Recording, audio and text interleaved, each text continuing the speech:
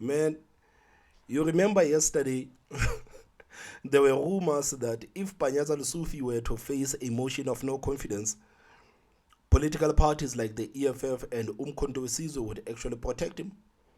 This came after Panyaza Lesufi announced his cabinet that excluded the DA. So according to some supporters of EFF and some supporters of Umkhonto Wesizwe, they think that if Panyaza Lesufi were to face a motion of no confidence, the EFF and Umkhonto Wesizwe would have no choice but to protect Panyaza Lesufi, because Panyaza Lesufi has actually sidelined the enemies, and those enemies are the DA.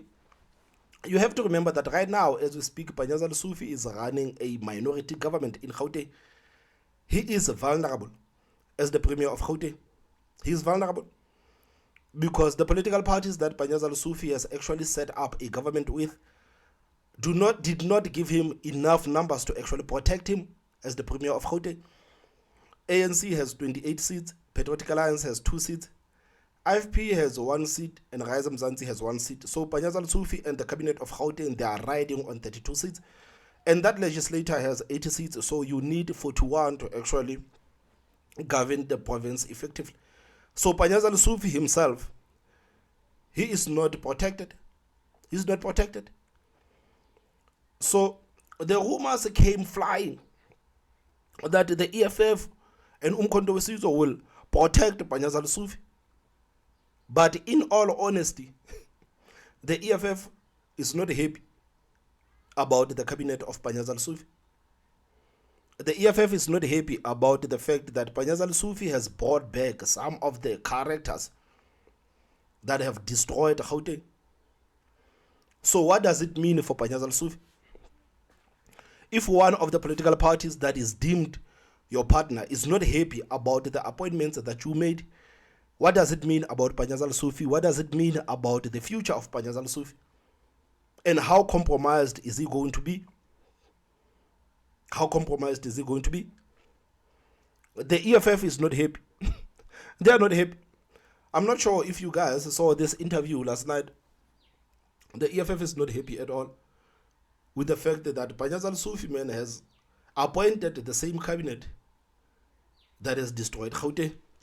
Right, let's get more reaction then to those developments in Gauteng with the EFF Gauteng chairperson Kulego Dunga, who joins us now for the party's reaction. Kulego, good to have you, and thank you very much for coming on. What is clear is that 2 things happened. One, the ANC went ahead and made the announcement without the Democratic Alliance, so the DA is not a part of this government. But 2, the EFF is not mentioned as a part of the executive, but we hear that there was broad consultation with all the parties, and others would have expressed a desire to be part of other processes in the legislature and head, for example, committees. So give us some clarity then. Firstly, your reaction to the cabinet without the DA, but 2, whether you did express desire to be in the committees of the legislature. No, thank you, Mr. Mdluli. Greetings to you and greetings to the viewers of Newsroom Africa. It has been a grueling past 2 to 3 weeks, and we obviously note and appreciate at this point that the premier has really taken it now serious in terms of the composition of the executive, which was necessary because from where we're standing and having reflected obviously on the happenings of the political terrain with the emergence of the grand coalition of the DA and the ANC, was the ultimate preparation of the EFF, particularly in Gauteng, to be an effective opposition. And we are awaiting the announcement by the premier so that we can really start doing the necessary allocations in terms of committees and hitting the ground running in relation to what ought to happen in the legislature. So we were not particularly surprised, Bamdluli, with the pronouncements. It was always an expectation, as hence the people of Gauteng genuinely rejected the ANC as an organization that is out of ideas, And, when you look at the reflection of the executive speaks of exactly that. I mean, how do you having had at least a majority in the previous election, now come where you've got 34% of the electorate, which is 15%, just 15 to 16%, just taken abruptly away from you because of what society has said in Gauteng, yet you regurgitate the very same political office bearers into strategic positions of the executive, particularly in Gauteng. I mean, what does it say to your understanding as a political party? Because you ought to have reflected and ought to have come to a determination that there's a lot that you are doing and a lot that you are doing extremely wrong. Yeah. How do you still bring back the likes of Nomantu into the health department when we have seen the highest level and the highest number of cases against the state in reference to negligence? And I mean, you look at Tembisa Hospital, you look at the state of our hospitals in general, some burning down. It tells you that there was no leadership, yet you bring back the same person who was busy with combi courts and giving regular directions to members of the administration in her department, now must oversee the process of handing over food parcels and really taking forward the non-profit organizations that deal a lot with the social ills of society. And these are non-profit organizations, by the way, that the EFF has fought for the longest of time. So let's tease those two things. So the Premier's justification, one, for Nomantu Nkomorale Hoko to come in is to modernize our health facilities and promote good living lifestyles and push the e-health program. Faith Mazibugo's coming in. Where is it? Where he's talking about that? Okay, I'll find it. But let's talk about the health and the e-health program. The merits. Yeah. Well, look, you would always find a political head trying to find. But guys, if you were Panyaza Lesufi, would you actually put your future into the hands of the people that are saying all of these things about you? If you were Panyaza Lesufi, if you were the Premier of Gauteng, knowing that you are running a minority government, knowing that whenever you need to pass anything, you're going to have to go to these people that are already criticizing your government. How safe is it to actually put your future into the hands of the people that do not believe in your cabinet? How safe is it? How safe is it? I guess what I'm trying to ask is, was it worth it for Panyaza Lesufi to actually sideline the DA? Whereas the same people that he tried to impress deep down are not happy with whatever that he's doing. They are not happy with it. So was it worth it to actually give the DA a tough time? Was it worth it? Because what we know is that the DA was going to protect him. The same way the DA has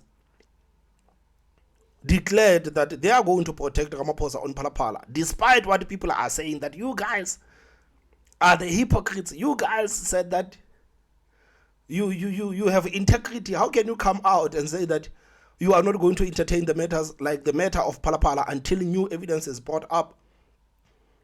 But fact of the matter is that the DA said, we are going to protect you, Ramaphosa. We are not going to allow these people to kick you out as the president of the country.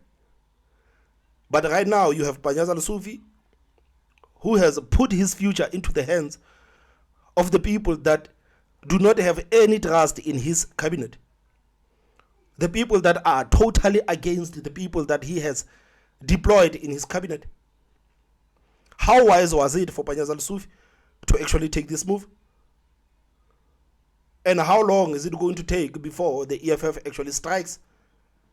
Because Panyaza Lesufi at this point, he's at the mercy of EFF and controversies. He's in their mercy. I don't think right now the DA actually has any appetite to discuss anything with Panyaza Lesufi. But right now, he's in the mercy of EFF and Umkhonto weSizwe. So if you listen to the representative of the EFF, you can hear that despite the narrative that is flying around, that the EFF is going to play this big brother to Panyaza Lesufi, at the end of the day, the EFF is not happy about what Panyaza Lesufi is doing. So are they going to vote for Panyaza Lesufi to pass anything?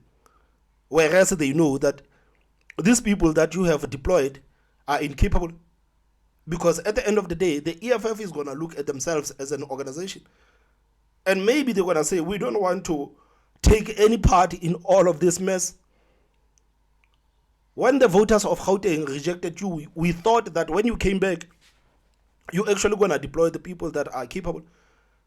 We actually thought that you're going to draw up your cabinet with the people that are capable.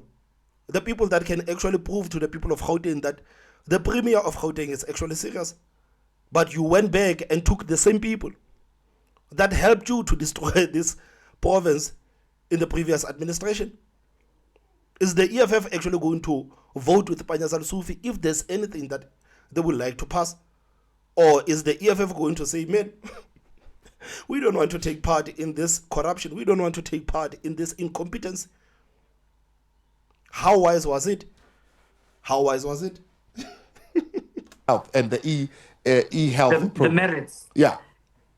Well, look, you would always find a political head trying to find a political reasoning that we would like to find expression with everyone else, but it's nothing further from the truth. And the only conclusion that one can come to a determination thereof now is that there was a need for political patronage and dispensation of positions, particularly from the ANC, as hence they had a very hardened approach in terms of the number of members in the MEC that must find reflection, because the power base of the ANC, when you look at the internal dynamics and the internal factions, are so deep rooted in the sense that you would have to look at the personal interests of everyone. And we are of the firm belief that this interest is the one that superseded the genuine interest of the people of Gauteng. Yeah. So Mbali Hlophe is removed, so she's definitely not coming back. But Faith Mazibuko is going there, and the Premier says the reason why she needs to go there, firstly, is to clean up the mess, because that particular sector has been neglected. He apologizes for the sector being neglected. Faith Mazibuko being the person who's really going to come back and restore that sector. I mean, Faith Mazibuko comes from community safety that he has now taken away from her. And she has shown no appetite. I mean, he even says that we now need to elevate the matters of community safety and of crime in Gauteng to the office of the mayor. I mean, to the office of the premier, on the premise of the failures of Faith Mazibuko, by the way, and then continues in the very same statements to give her position after that. So you would have wanted a completely different cabinet in terms in any of those names, those who are returning. You would have thought he would have completely left them out completely. How about Lebogang Maile being moved from human settlements now with finance and economic development?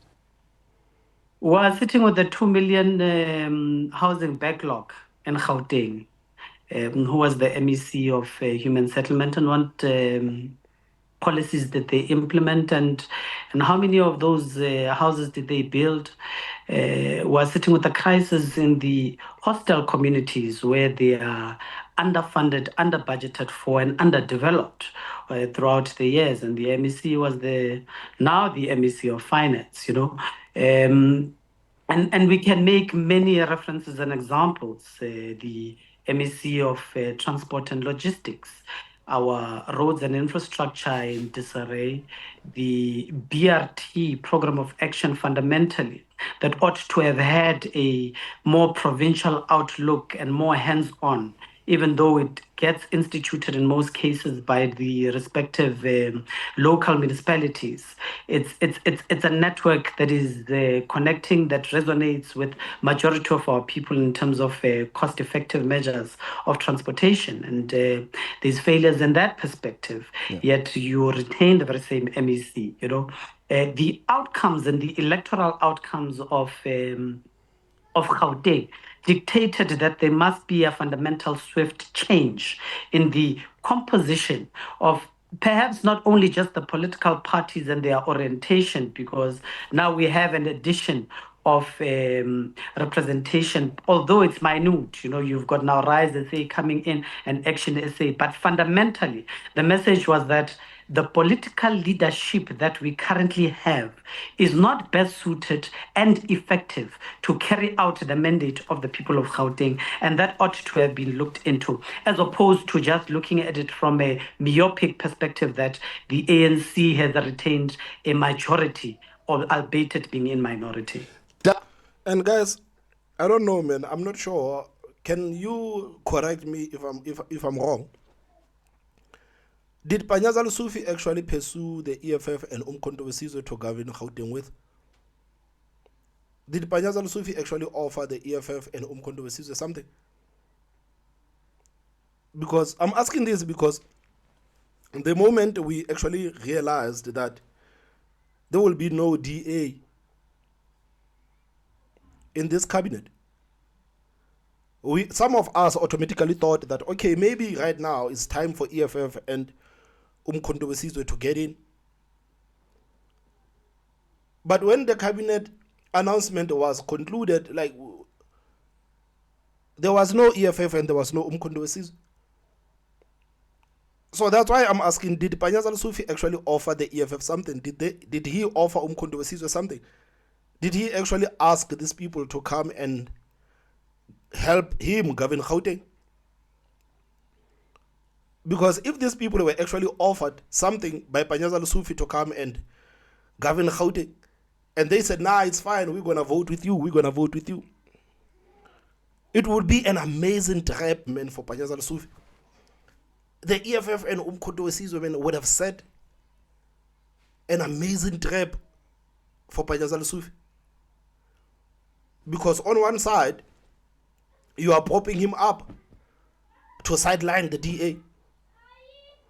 And he actually manages to sideline the DA. And after sidelining the DA, you say, okay, man, we're going to vote with you. Do not worry, but we do not want to get into the cabinet with you. But we're going to vote with you. Like, that is a trap of Panyaza Lesufi. I'm not sure if this is how the scenario actually panned out. I'm just making up my own scenario in my head. That if EFF and Umkhonto weSizwe were approached and they said, fine, we're going to vote with you, we're going to protect you and all sorts of things, but at the same time, we are not going to get into cabinet with you. Like, that is a trap. And it only means that at some time, the EFF and Umkhonto weSizwe, they are going to strike. And Panyaza Lesufi will have nowhere to run because the DA has already turned their backs against him. He will have nowhere to run. So you can ask yourself, how angry is the DA right now about this deal in Gauteng?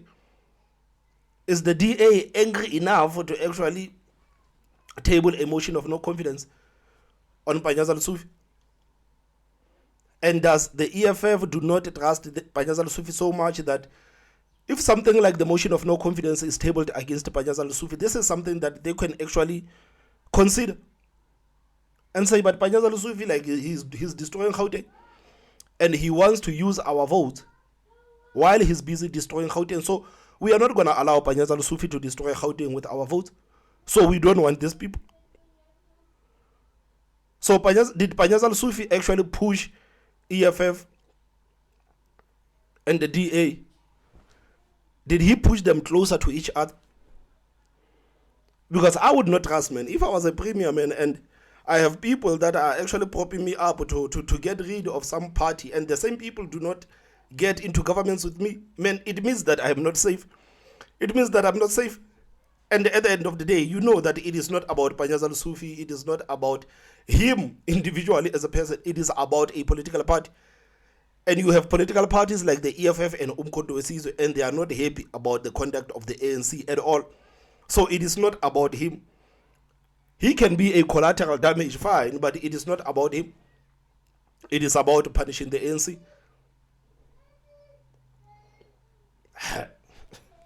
I don't know, guys. I'm just making up scenarios in my head, man. I'm just thinking about these things and be like, man, if this is how it went down, man, like this is a trap that Panyaza Lesufi is going to fall in, man.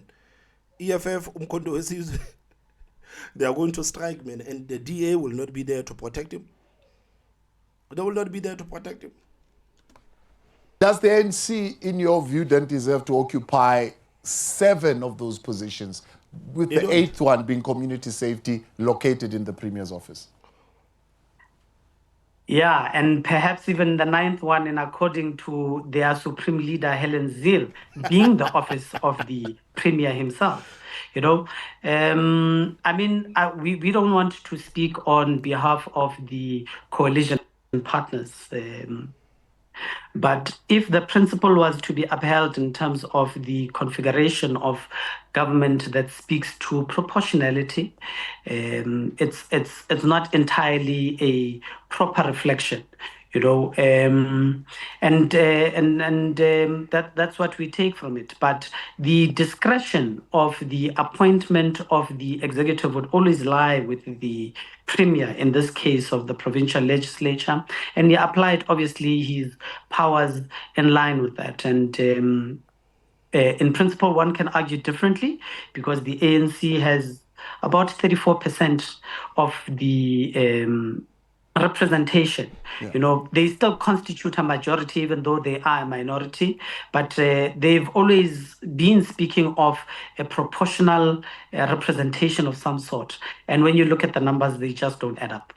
Well, with your percentage and the voters that have wanted you to be involved in some way in this legislature, are you going to be representing them in those committees, leading those committees? No, look, we are represented in the provincial legislature. We've got 11 brilliant public representatives of the EFF, who are, by the way, majority constitute of young and vibrant women. We've got 7 out of 11 of those being females, in our caucus.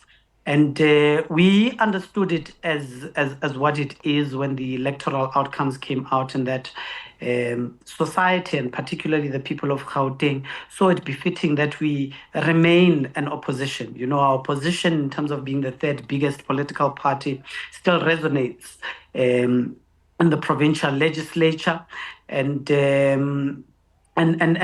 that's where our attitude and our character is then going to come out, in terms of remaining true to the principles of the constituting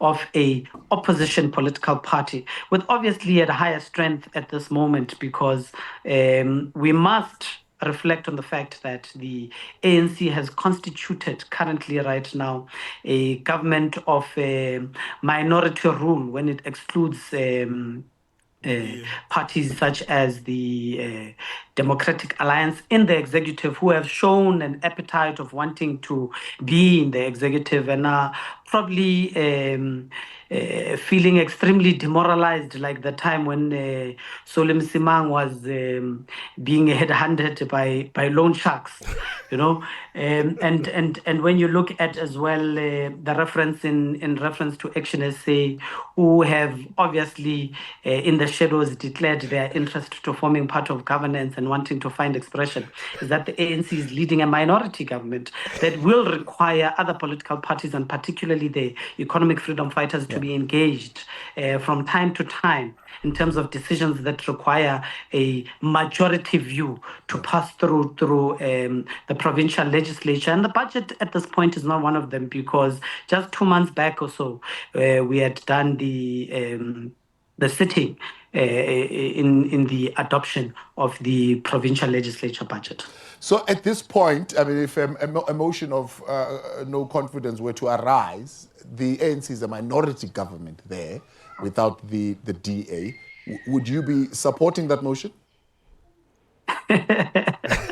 They would have to engage all political parties like they've been doing door to door now. It seems like the ANC is... Meaning that they will have to come and beg us. They will have to come and beg us. Man, like, they are just letting Panyaza Lesufi know that, man, you are here. You are here, man. We can crush you anytime. We can crush you anytime. You listen to us, man. You listen to us when we told you to abandon your biggest members, man. You listen to us. So you are here. He's just telling him that, man, you're going to have to come and beg us not to vote with the people that would have tabled the motion of no confidence. They would have to engage all political parties like they've been doing door to door now. It seems like the ANC is on a permanent case of door to door exercises. If it's not the electorate, it's political parties. And that's exactly what they would have to do. We do not have preconceived determinations in terms of what must happen. The economic freedom fighters have always made it extremely clear in that we believe in that there must be a constituting of government, whether the EFF is a part of that government or not. There must be a constitution of a government, and a government that will really spearhead the service delivery orientation towards the needs of the most marginalized, particularly in Gauteng, So, and that's exactly what we did. There are many municipalities, there are many spheres of government where we really took decisions in the interest of ensuring that there is stability and that there is a constitution of a government that we then hold accountable at all material conditions, and that's exactly what we'll do. So if the political parties see befit that there must be a motion of no confidence and that has substance, and then the engagements will then unfold at that particular point in time. Well, even if it dictates to a point that at a substantial perspective, the EFF has legitimate grounds to submit a motion of no confidence. We'll never shy away from doing that as well, outside of the political relations and the cordialness that we might have and that might arise with the leaders of the ANC in the province. We appreciate your time, Kulego, and thank you very much. So, Panyaza, man, like, you are super vulnerable right now. You are super vulnerable right now. You are super vulnerable. So it looks like all that nonsense that people were talking about yesterday on social media, that the EFF will protect Panyaza Lesufi no matter what. This is not the official position of the EFF. The official position of the EFF is that the ANC will have to come and beg us.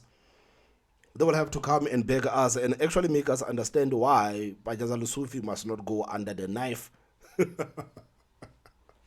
Man, this guy like sabotaged himself. Panyaza Lesufi, man, he sabotaged himself. Guys, what do you think about what the EFF just said about Panyaza Lesufi? Please drop the comment on the comment section. Don't forget to hit that like button, and the most important part, subscribe. My name is Thomas Mazo. I will see you next time. Bye-bye.